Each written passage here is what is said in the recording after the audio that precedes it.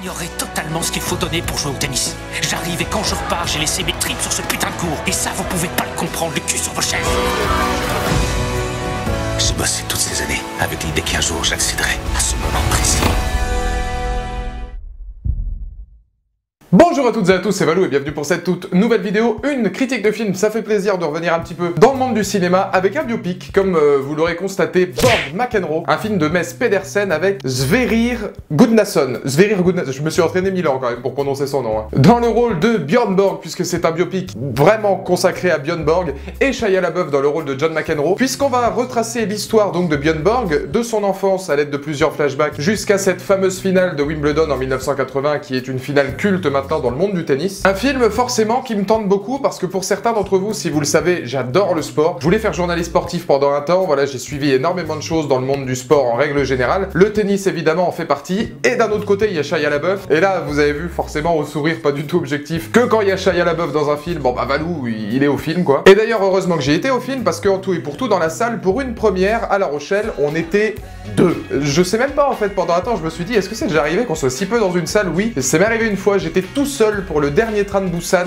je m'en souviens il y a à peu près un an, comme quoi les meilleurs films sont pas forcément ceux qui font le plus d'entrées. Bonjour Transformers. Donc comme vous l'aurez compris, j'ai beaucoup aimé ce biopic. Alors je vais partir d'un petit postulat tout de suite, c'est pas du tout ma génération, Borg McEnroe, je me suis beaucoup renseigné après justement pour savoir, voilà, des petites recherches sur Wikipédia et compagnie, pour essayer de me refaire un petit peu. Je pourrais pas juger vraiment de manière purement physique les coups droits, les revers, etc.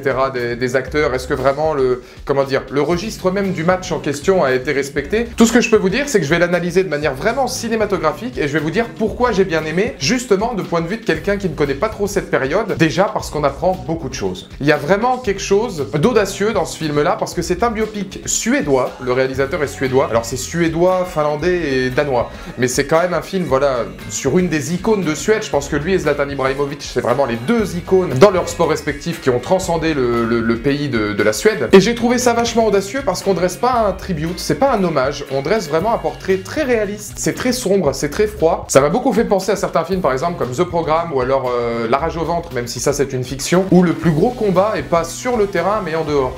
Et j'ai trouvé ça vraiment très intéressant qu'on s'intéresse à son enfance, qu'on apprenne beaucoup de choses. Les néophytes comme moi qui connaissent pas cette génération du tennis peuvent apprendre énormément de trucs s'ils aiment le tennis, comme le fait que Björn Borg par exemple à seulement 15 ans battait déjà le 20e mondial en Coupe Davis. Ça je le savais pas et c'est vraiment un truc super intéressant quand tu le vois devant le film et tu t'aperçois que le personnage en fait était très sombre, très torturé, et qu'au final, ils étaient vraiment très très fragiles mentalement, en tout cas Björn Borg. Quelque chose dont on n'a pas forcément idée quand on voit ses matchs, où il a écrasé la concurrence pendant une dizaine d'années, je crois.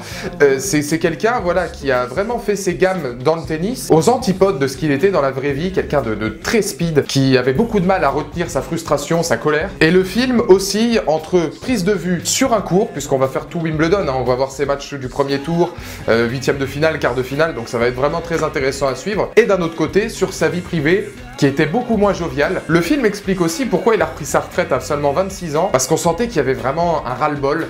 Et voilà, pour un biopic, je trouve qu'il n'y a rien de plus intéressant que de bien retranscrire et de provoquer une émotion au spectateur sur un personnage que tu connaissais, mais dont tu ne connaissais pas tout. Voilà, on connaît pas forcément la vie privée de certains sportifs, hormis Patrice Evra, parce que bon bah lui, d'un autre côté, toutes les 3 semaines, il nous met une vidéo, donc I love this game. Mais bon, hormis des cas exceptionnels dans ce style-là, forcément, certains sont très, comment dire, humbles, sont très distants vis-à-vis du public sans vraiment l'être, hein, pas forcément de manière offensante. Et c'est le propre du biopic en règle générale, à apprendre des trucs aux spectateurs. Et je suis vachement content en ayant pris la décision d'aller voir ce film-là, qui est casse-gueule, hein, parce que c'est vrai que c'est pas un film forcément que beaucoup de gens diffusent et que beaucoup de gens vont aller voir. J'ai appris beaucoup de choses. Et alors, quoi demander de plus qu'un film comme ça, surtout quand il est traité de manière très sombre, et beaucoup dans la psychologie du personnage, où on a vraiment un Björn Borg dont on n'a pas eu du tout idée quand on voit ses matchs. Shia LaBeouf, forcément, vous savez très bien que je vais en parler. John McEnroe, alors ce film-là m'a fait apprendre, même si ça je le savais déjà parce que John McEnroe est beaucoup plus médiatique encore aujourd'hui que Björn Borg qui a un peu disparu de la circulation. J'aurais adoré ce mec si j'avais vécu en 1980. Je le sais maintenant, je m'en doutais. Et il y a une phrase très intéressante qu'a dit John McEnroe avant que le film sorte, il y a 2-3 semaines, enfin à la sortie en Suède, il a dit « Tous les biopics sur le tennis, tous les films sur le tennis sont nuls. Moi, on m'a même pas demandé mon avis sur le film, donc je m'attends pas à quelque chose de fou. Mais à ce qui paraît, c'est Shia LaBeouf qui fait mon rôle. On m'a dit que c'était c'était un fou furieux le gars, donc ça peut pas être mieux. Et j'ai trouvé ça vachement rigolo que John McEnroe dise c'est qui fait ça? C'est Shia LaBeouf qui joue mon rôle, ok bon le mec est fou, c'est un allumé, ça va le faire. Parce que oui, ça le fait. Shia LaBeouf est au cinéma et est à Hollywood ce que John McEnroe est au tennis. C'est un petit con, c'est une tête brûlée, c'est quelqu'un qui sait ce qu'il vaut, c'est quelqu'un qui doit souffrir de ne pas être aimé comme on le voit dans le film parce que John McEnroe aimerait être adulé, aimerait être considéré comme un grand champion et il y a une phrase qui le dit d'ailleurs et son collègue c'est Peter Fleming je crois qui lui dit écoute tu seras jamais aimé des gens et donc tu ne seras jamais considéré comme un grand. Et toute cette phrase fait un peu écho autour de quelqu'un qui a des coups de sang mais qui a besoin de ces coups de sang, qui a besoin de péter des câbles pour être ensuite fulgurant sur un terrain. Shia LaBeouf, il est comme ça, il est vraiment John McEnroe. Je vois pas quelqu'un d'autre pour le jouer, dans la mesure où aujourd'hui, Shia LaBeouf, c'est vraiment quelqu'un qui défraie la chronique, qui a vraiment du mal avec le système d'Hollywood, qui se reconnaît pas dans le système d'Hollywood, c'est la tête brûlée, c'est l'enfant terrible, si vous voulez. Et voilà, quoi de mieux que lui pour incarner John McEnroe, surtout qu'il le fait avec beaucoup de sensibilité. C'est quelqu'un de sensible, de dur, de fragile, parce que John McEnroe avait aussi beaucoup de fragilité, surtout qu'on incarne un très jeune John McEnroe dans le film. Et c'est vrai que pour le coup, ça provoque vraiment une grosse empathie vis-à-vis du spectateur, qui non seulement a le petit truc de voir cet acteur-là dans un rôle qui lui correspond, mais qui va en même temps se souvenir, ou alors pourquoi pas apprendre des tas de choses sur le personnage de John McEnroe, et fatalement faire la jonction entre les deux. Pour moi, c'était le casting parfait. Et d'un point de vue purement cinématographique, pour parler du reste, parce que c'est vrai que quand on parle de biopic, on est obligé de parler de la performance d'acteur, des personnages, de ce que ça représente, mais il y a aussi la réalisation, la mise en scène. J'ai beaucoup aimé le fait que le film n'est pas très linéaire dans sa manière de faire, avec un début, un milieu, une fin, où on va avoir l'enfance de Björn Borg, ensuite ses premiers pas, et puis ensuite sa rivalité avec McEnroe. Là, c'est vraiment, on est tout de suite à Wimbledon et on a des flashbacks qui vont nous faire comprendre sur Björn Borg, parfois sur John McEnroe aussi, beaucoup moins, mais il y en a un petit peu, pourquoi ils en sont arrivés là, leur personnalité,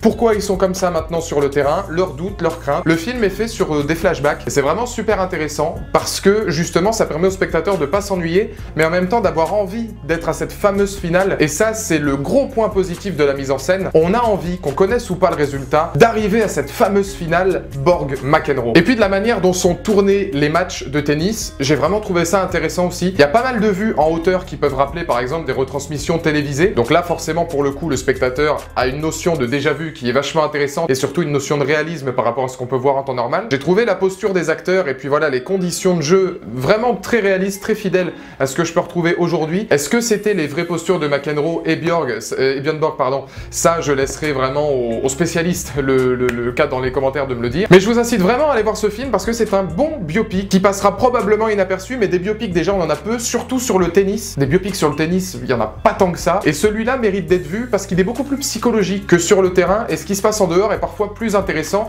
et il est surtout audacieux. Donc dans les commentaires ci-dessous, s'il vous intéresse ou si vous l'avez déjà vu, pourquoi pas, on sait jamais. N'hésitez pas à me donner votre point de vue. D'ici là, on se retrouve dans 2 jours pour la critique de All Eyes on Me. Celui-là, on me l'a beaucoup demandé. La biopic de Tupac, encore un biopic sur Netflix.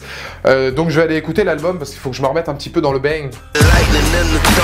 Sun, moon, the stars, and the hunger. Abundance in bundles, blessings and troubles. Towers and tunnels, views and valleys, waves and peaks, streets.